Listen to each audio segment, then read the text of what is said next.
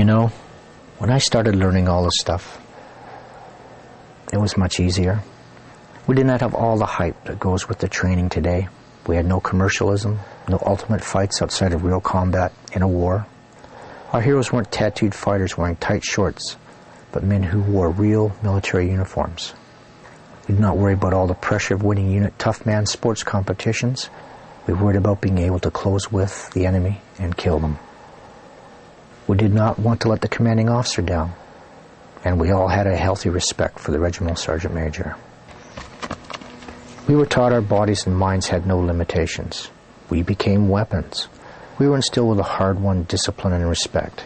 This stood us in good stead when we had to stand between warring armies and prevent atrocities. We were trained not to show emotions or lose personal control. Yes, we were taught to kill, but we were also taught that we had a higher code of conduct to live up to. We developed an indomitable fighting spirit and worked within a team of highly skilled, like-minded warriors. We fought for our regimental colors, and we did not stand around beating our chests seeking fame and glory at others' expense. We were called soldiers, not operators. We stood firm in harm's way, showing courage and assertive confidence that we would not fail. This was our fighting system, a soldier system. It's not for everyone.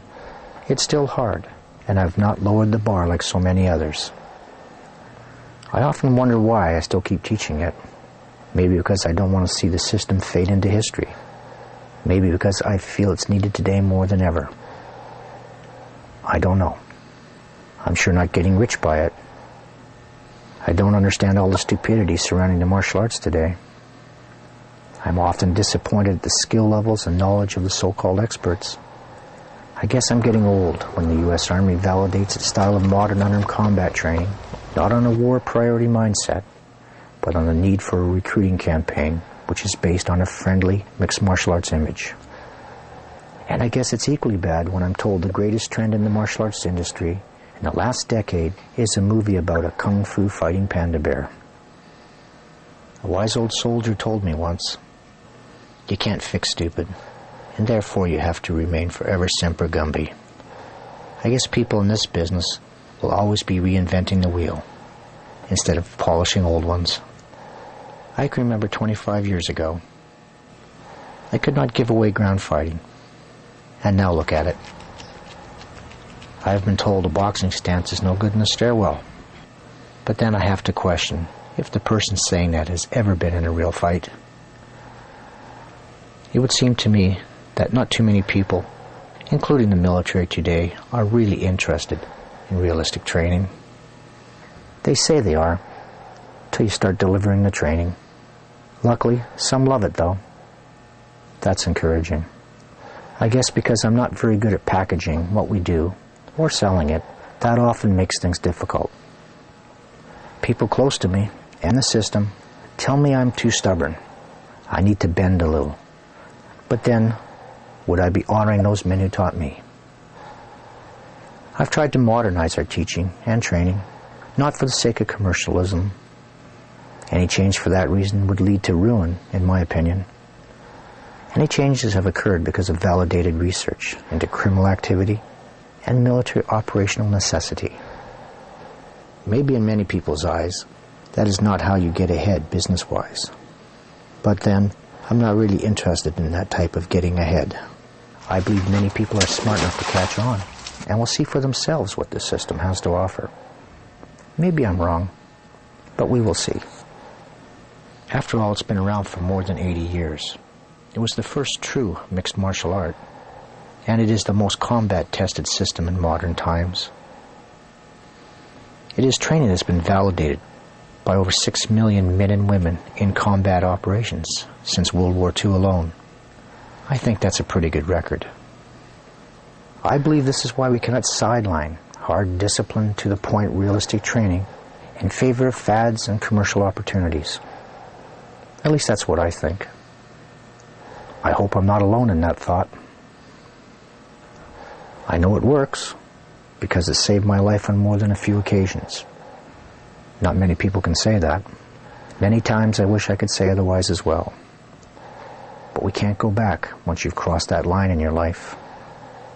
I guess now, I hope through our training, we can keep others safe, so they do not have to cross that line. Real training is a big responsibility. It means you have to really care about teaching it right. You need to think outside the box and understand how all the parts of training come together. For me, it is sometimes difficult because even soldiers and police officers today are not trained to the same level as I was. I often find myself intimidating students because of my intensity and the nature of the system. I have seen and experienced too much victimization in my life, and I want to make sure these students stay safe. I guess this means I get a little overzealous at times. Sometimes it's just hard to switch off the focus I feel towards all this stuff. I am getting a little better. I'm even getting people to laugh at my jokes. I find it tough to teach young soldiers who come to me. Not because they're not tough or professional, but maybe it's because they seem to come with so many bad habits. Maybe because I'm not going with them. It strikes me that training today is almost schizophrenic in nature. One moment they're supposed to be killers, the next humanitarian aid workers, and the next a police officer. I guess the concept of a directed three-tier war has affected everyone. But I still can't figure out why they teach them to fight using sports concepts. I suppose their instructors never heard the expression, how you train is how you react. I think that is why they find my training so shocking. Imagine rules in a street fight. I wonder what my instructors would think of that. Bloody silly question. They'd think it was bloody stupid. We had a different mindset back then. But still, I feel there's never enough time to prepare them. Imagine training a 19-year-old to make life and death command decisions in a matter of seconds. Something no executive of a modern corporation could do. Decisions that stay with you for the rest of your life. I wish I had more time with them. The future strength of this system will come from our new and future instructors. It will be to them I will have to pass the torch of the system. I often wonder, am I preparing them enough for this role? Have I given them enough of the skills and knowledge that my instructors imparted to me? Have I given them the spirit of this system? Do they really understand that they train in the footsteps of heroes? Or do they think I just made it up? I sure hope I'm getting the right concepts across. Everyone today, it seems, is an expert, not just in the martial arts, but in close combat. I guess this makes it difficult for people to buy into systems and histories of those systems. For an old soldier like me, that is sad. Especially when I meet guys parading around in military-style uniforms, telling the world they teach the military elite, when they themselves have never served. I guess those same guys are teaching the police, because the standard of police skill and knowledge has surely dropped off. Oh well, not much we can do about it. For 30 years I've been beating my head against the proverbial wall, trying to teach solid, no-nonsense skills in this area. Often it would seem to no avail. I guess you can lead a horse to water, but you can't make it drink. Fortunately, I've never adopted the modern linguistics or thinking everybody else is using today. I guess that's the part about teaching an old dog new tricks I missed out on. Since I'm getting too old and have too much experience for the arguments of who invented this or that, I will keep plugging away in my old-fashioned way. I'll not worry about who invented what or if the chicken came before the egg. I think I'll spend my time staying in shape, training, and hopefully teaching. I think that makes more sense.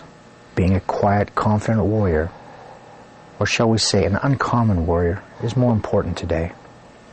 And I'm sure others think that way too. So we'll seek each other out, and in the long run, things will happen in the correct order. Did not some wise man once say that when a student is ready, the master will appear? Maybe the same can be said for a system.